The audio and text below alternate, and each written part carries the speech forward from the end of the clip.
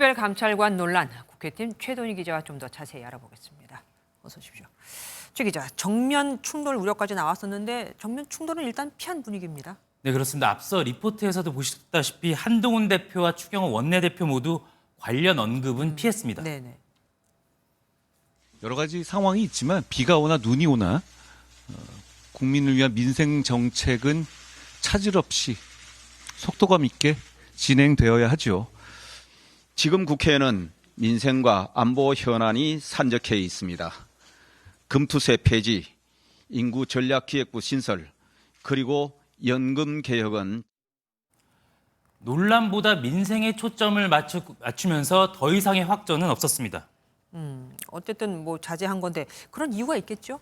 이 특별감찰관 결국 김건희 여사 리스크를 해결하자고 꺼낸 고육지책입니다. 네. 하지만 친한이나 친윤 모두 이 특감으로 김 여사 리스크를 근본적으로 해결하기 어렵다는 거엔 공감하고 있습니다. 문제는 이 같은 친한 친윤 갈등이 여권 내 권력 다툼으로 비춰지면서 여론이 곱지 않다는 겁니다. 여기에 최근 북한의 러시아 파병으로 인한 불안한 국제 정세와 이에 따라 높아진 한반도 내 긴장감도 여당으로서 적지 않은 부담으로 작용한 걸로 보입니다. 그러면 또다시 충돌할 가능성이 있다는 얘기입니까? 네, 그렇습니다. 하지만 친한이든 친윤이든 표대결까지 가면 양측 모두 후폭풍이 만만치 않습니다. 핵심은 당내 주도권 확보에 있기 때문에 직접적인 세대결은 부담입니다. 여기에 부결은 국민 여론에 배치되고 가결이 돼도 특검을 주장하는 야당이 거부하면 결국 당내 갈등만 남게 된다는 우려도 있습니다.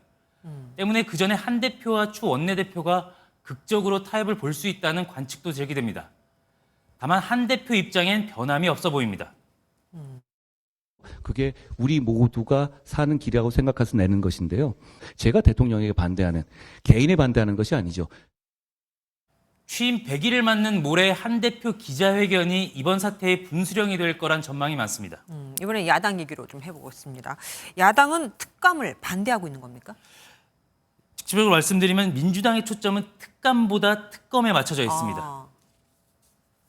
대통령 부부가 국민에게 진실을 고하고 김건희 특검을 수용하는 것만이 국민의 분노를 잠재우는 유일한 해법입니다. 이 같은 대여 공세에 조국혁신당 등 야권 전체가 가세하는 분위기입니다.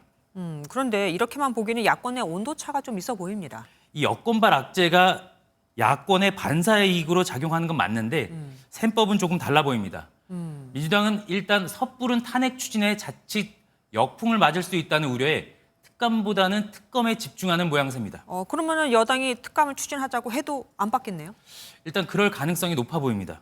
민주당은 특검에 집중하면서 이재명 대표의 사법 리스크에 대한 부정 여론을 정부 여당으로 돌리고 당내 결속을 강화하려는 의도가 깔려 있습니다.